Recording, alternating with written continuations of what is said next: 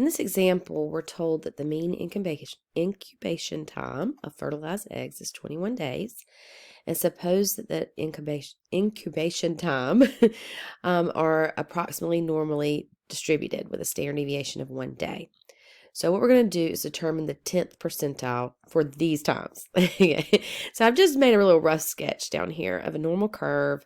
10th percentile means that the area to the left of that x value would be 0.1 or 0.10, however you want to think of that. Now, specifically, we're going to look at using this table to help us calculate this. So let me go to the live version of this where the table pops up.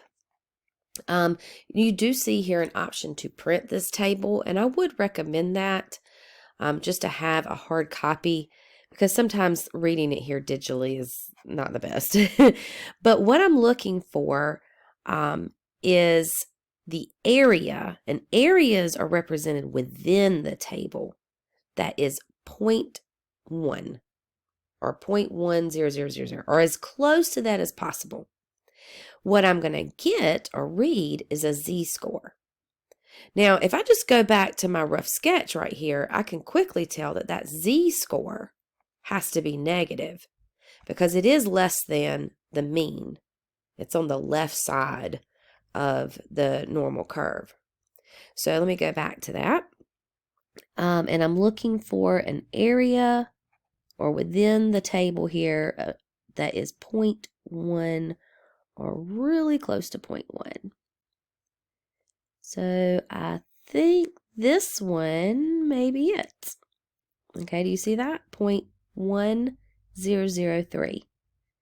Don't think I see anything else much closer. So what I'm going to do is now I'm going to read the row, which is negative 1.2.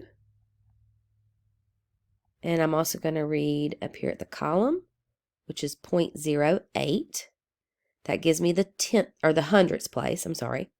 So the z-score that corresponds with an area to the left of being close to 0.1 is negative 1.28.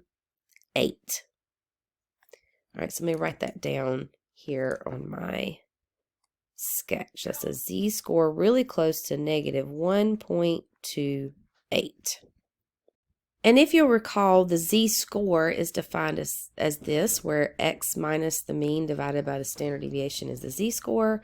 So I'm going to put in these values that I know. I'm looking ultimately here for x and solve this little equation.